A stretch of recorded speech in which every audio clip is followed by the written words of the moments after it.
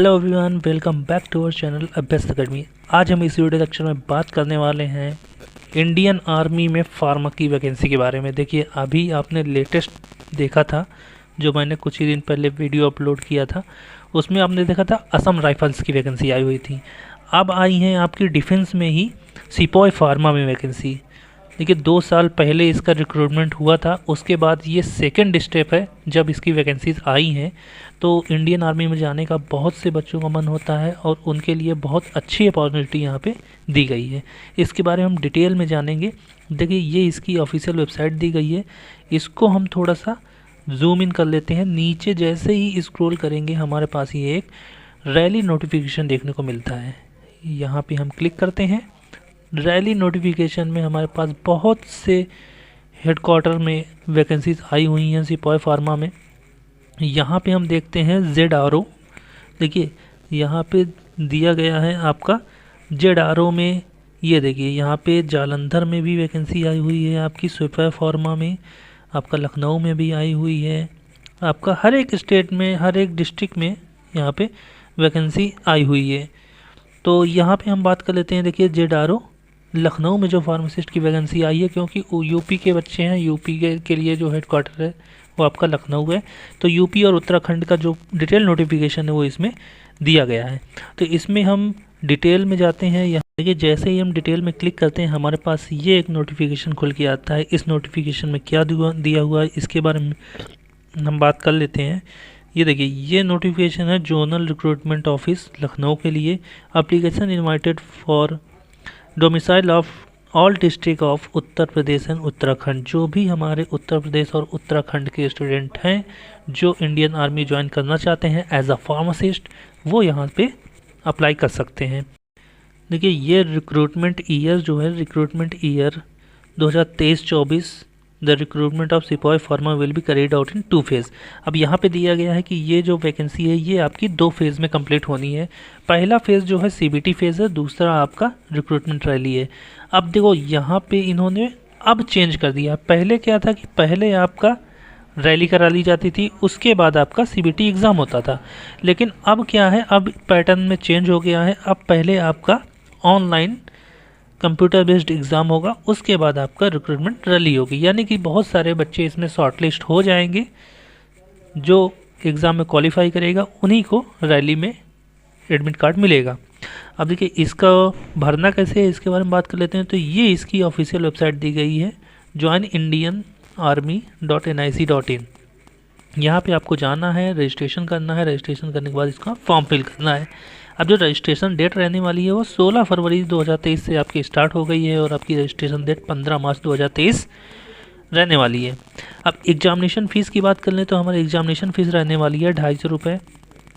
250 रुपये आपकी जो एग्जामिनेशन फ़ीस रहने वाली है। इसके बाद देख लेते हैं। देखिए, यहाँ पे जो ऑनलाइन CE पैटर्न है वो भी यहाँ पे दिया हुआ है। उसके बाद हम आते हैं एलिजिबिलिटी क्राइटेरिया में कि भाई एलिजिबिलिटी क्राइटेरिया क्या दिया गया है। तो एलिजिबिलिटी क्राइटेरिया में देखिए, यहाँ पे जो है आपका सिपाही फार्मा है। सिपाही फार्मा में एजुकेशन क्वालिफिकेशन में आपका दिया गया है 10+2 आपका कंपलसरी है। D pharma with minimum 55% in aggregate registered as state pharmacy. देखिए, यहाँ पे डी फार्मा आपका होना चाहिए। डी फार्मा में आपका कम से कम 55% मार्क्स होने चाहिए। उसके बाद या तो आपके पास pharmacy council of India individuals qualified in B pharma, या फिर आपके पास बी फार्मा होना चाहिए। ठीक है, बी फार्मा में आपका यहाँ पे 50% मार्क्स होने चाहिए, तो फिर आप क्वालिफाई हैं। अगर उसके साथ साथ आपका रजिस्टर्ड होना चाहिए, registration as a pharmacist in PCI। तो देखिए, यहाँ पे डी फार्मा और बी फार्मा दोनों ही फ्रेशर कैंडिडेट एलिजिबल हैं। दोनों ही फ्रेशर कैंडिडेट यहाँ पे एलिजिबल हैं। एज लिमिट की बात करें तो 19 से 25 साल इसकी एज लिमिट रखी गई है। देखिए, यहाँ फिजिकल स्टैंडर्ड की बात कर लेते हैं। हमारा फिजिकल स्टैंडर्ड क्या रहेगा। तो सिपाही फार्मा के लिए उत्तराखंड वालों के लिए जो हाइट रहने वाली है 163 रहने वाली है। Weight as per medical policy आपका रहेगा और चेस्ट आपका 77 + 5 सेंटीमीटर एक्सपेंसन, यानी 77 सेंटीमीटर रहेगा और एक्सपेंड करने के बाद आपका 5 सेंटीमीटर बढ़ना चाहिए। वेस्टर्न प्लेन उत्तर प्रदेश के लिए मेरठ और आगरा डिवीज़न के लिए क्या रहना चाहिए, 170 आपकी हाइट रहनी चाहिए और चेस्ट आपका सेम 77 सेंटीमीटर रहना चाहिए और प्लस एक्सपेंशन के बाद +5 सेंटीमीटर होना चाहिए। ईस्ट वालों के लिए क्या है, ईस्टर्न यूपी के लिए क्या है, देखिए 169, देखिए यहाँ पे ईस्टर्न यूपी के लिए क्या है उसकी बात कर लेते हैं। ईस्टर्न यूपी के लिए 169 सेंटीमीटर आपकी हाइट होनी चाहिए और चेस्ट में आपका सेम रहेगा, 77 सेंटीमीटर आपका चेस्ट होना चाहिए और एक्सपेंड करने के बाद +5 सेंटीमीटर रहना चाहिए। कि यहाँ पे कुछ जगह पे फिजिकल स्टैंडर्ड में रिलैक्सेशन भी दिया गया है। यहाँ पे एज़ पर एक्स सर्विसमैन या फिर सन ऑफ सर्विसमैन, यहाँ पे हाइट, चेस्ट और वेट में रिलैक्सेशन दिया गया है।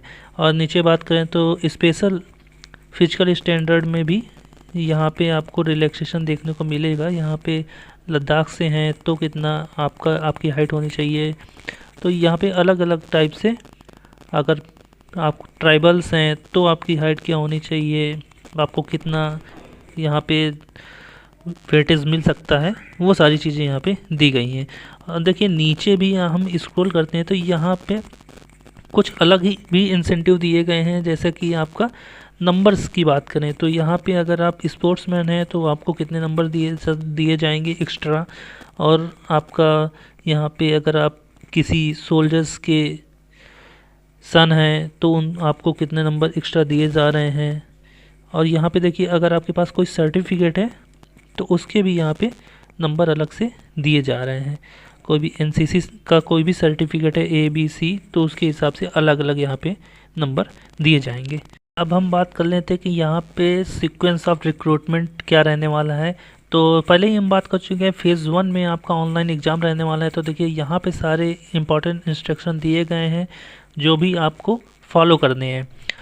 देखिए जो आपका एग्ज़ाम रहने वाला है उसमें आपका ऑनलाइन रहने वाला है। इसके लिए आपको as per category of application the candidate would be required to answer 50 question in 1 hour. आपको 1 घंटे में कम से कम 50 क्वेश्चन करने हैं या फिर 2 घंटे में आपको 100 क्वेश्चन करने हैं। अब देखिए यहाँ पे ये भी चीज़ दी गई है कि आपका निगेटिव मार्किंग भी है, -25%, यानी 25% आपकी निगेटिव मार्किंग रहने वाली है। जो भी नंबर मिलेंगे उसमें 25% आपकी माइनस मार्किंग रहेगी।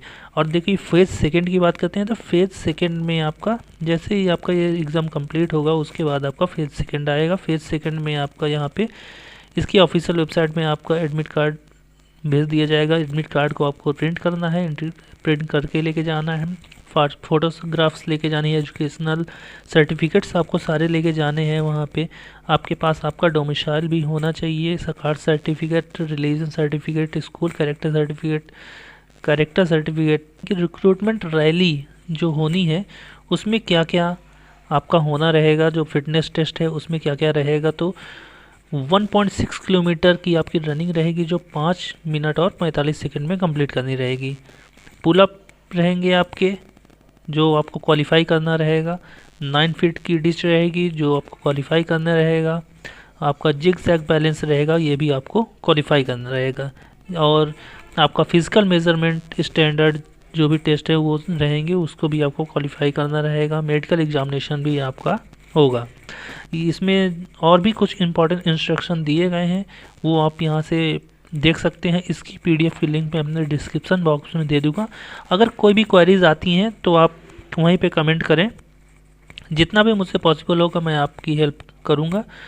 तो जो भी कैंडिडेट फॉर्म फिल करना चाहते हैं तो यहाँ पे अभी इसकी रजिस्ट्रेशन डेट चल रही है, यहाँ पे जाके joinindianarmy.nic.in पे जाके यहाँ पे फॉर्म फिल कर सकते हैं। ऐसे ही फार्मा वैकेंसी अपडेट्स के लिए हमारे साथ बने रहें। Thank you.